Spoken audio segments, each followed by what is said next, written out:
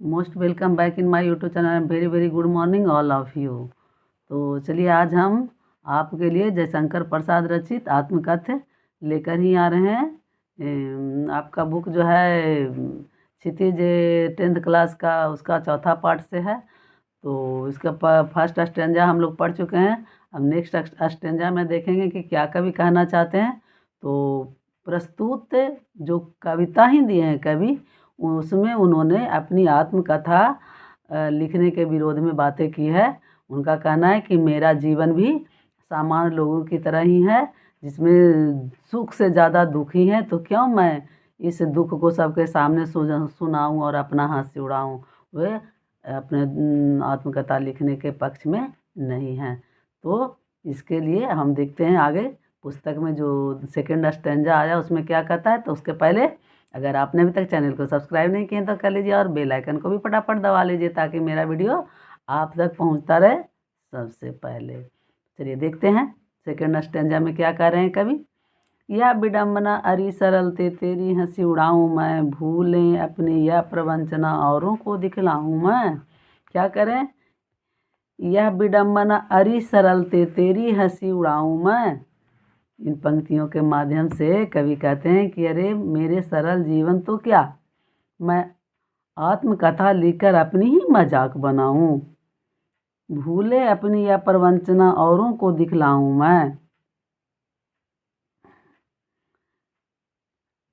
जो मुझे लोग प्रवंचना धोखा दें उसे भूल जाऊं, और क्या जो मुझे जीवन में जीवन ने प्रवंचना औरों को दिखलाऊं मैं, क्या जो मुझे धोखा जो लोग दिए हैं उसे मैं दूसरों को दिखलाऊं।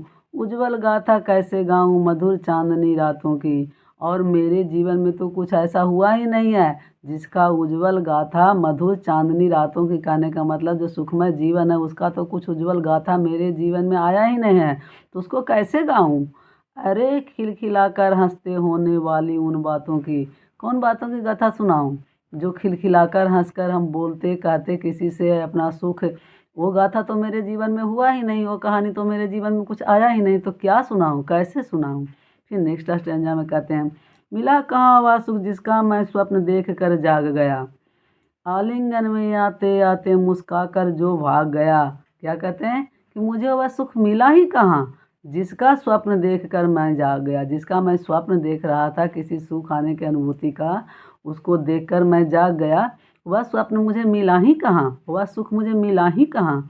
आलिंगन में आते आते मुस्काकर जो भाग गया, मुझे मैं आलिंगन में आते आते मतलब जो सुख मुझे जैसे लग रहा था कि अब मेरे सुख के दिन आएंगे, कुछ सुखद दिन होंगे, तो वो आते आते आने के पहले ही दूर चला गया।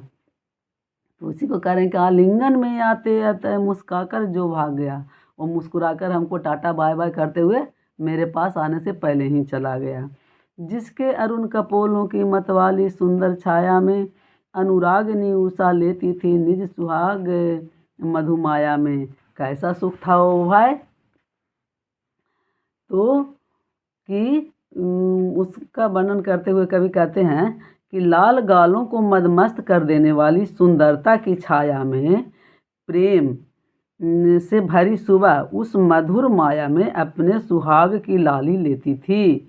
अर्थात जिन सुखों की कल्पना की जाती है वह बहुत कम ही जीवन में मिल पाता है। कह रहे हैं कि कौन सा सुख का, उस सुख का वर्णन करते हुए कवि कहते हैं कि जिसके अरुण कपोलों की मतवाली सुंदर छाया में, उन्हें सुंदर सुंदरी रूपी मतलब लाल लाल गालों वाली जो लाल लाल गालों वाली सुंदरी कहने का मतलब क्या है कि अनुरागिनी उषा लेती थी निज सुहाग मधुमाया में, मतलब लाल लाल गालों वाली सुंदरी थी जो अपना सुहाग की मधुमाया में उषा काल में अंगड़ाई लेती हो, वैसी स्त्री।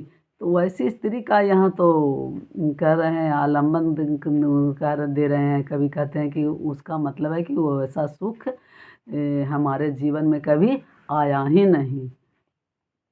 उसकी स्मृति पाथे बनी थके पथिक की पंथा की। ऐसे भी कहा जाता है कि कवि के जीवन में 3 शादियां हुई थी, 2 पत्नी मर चुकी थी और तीसरी भी शायद मर गई थी, और बहुत कम उम्र में भी मर गए। तो इनके बहुत सारे भाई, माता पिता, चाचा, बहुत इनके उतना ही उम्र में 48 वर्ष की आयु में इनकी मृत्यु हो गई थी।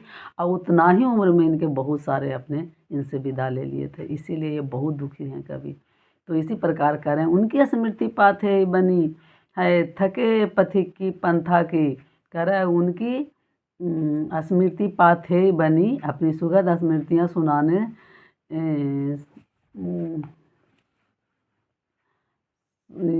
सुखद सपने की उनकी यादें हैं जो क्या हो गई, पाथे बनी पंथा की, जीवन के मार्ग में थके हुए यात्री के लिए सहारा बन गई है।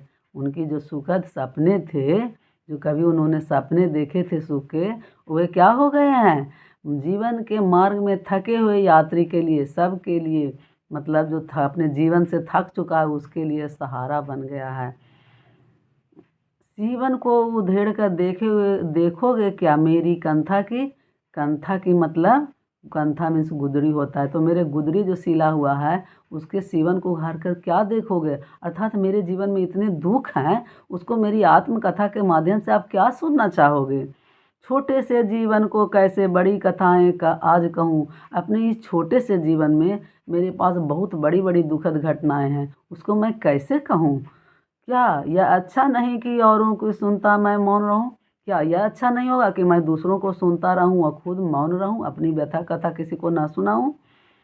सुनकर क्या तुम भला करोगे मेरी भोली आत्मकथा, भला तुम मेरी भोली भाली जो आत्मकथा है उसको सुनकर तुम क्या करोगे, सीधी सादी जो मेरी आत्मकथा है उसको सुनकर क्या करोगे। अभी समय भी नहीं थकी सोई है मेरी मौन व्यथा, कह रहे कि अभी समय भी नहीं आया है कि मैं अपनी कथा सुनाऊं, आत्मकथा कहूं आप लोगों से। मेरी तो जो मौन व्यथा है, मेरा दुख जो है मौन होकर चुपचाप सोया हुआ है, थक थक हार कर, तो उसे मैं कैसे सुनाऊं आप लोगों को। इस प्रकार से कवि क्या कहते हैं, अपनी जीवन की यथार्थ के बारे में बताते हैं अपनी इस कविता के माध्यम से, और आत्मकथा लिखने का विरोध करते हैं कि मैं इस दुख आत्मकथा लिखा सुखद क्षणों का लिखा जाता है, मेरे पास तो कोई सुखद क्षण ही नहीं आया, सुखद क्षण आते आते दूर चला गया, तो मैं कौन सी कथा लिखूं। अब तो मेरा व्यथा कथा है वो अभी मौन होकर चुपचाप सारा सुन रहा है, देख रहा है, तो इससे अच्छा होगा, अपना कथा कहने से अच्छा है कि मौन होकर दूसरे का व्यथा कथा सुनते रहो। मेरी आत्मकथा भी साधारण लोगों की जी आत्मकथा होती है दुखद भरी, वही मेरी भी है। इस प्रकार से यहाँ समाप्त होता है जयशंकर प्रसाद रची आत्मकथा। तो नेक्स्ट डे हम नेक्स्ट वीडियो में नेक्स्ट चैप्टर के साथ मिलेंगे। तो अब चलें, और जाते जाते यदि आपने अब तक चैनल को सब्सक्राइब नहीं किया तो कर लीजिए, और लाइक और शेयर करना मत भूलिएगा, और कमेंट भी करते हुए जाइएगा। Bye bye, okay, have a nice day guys.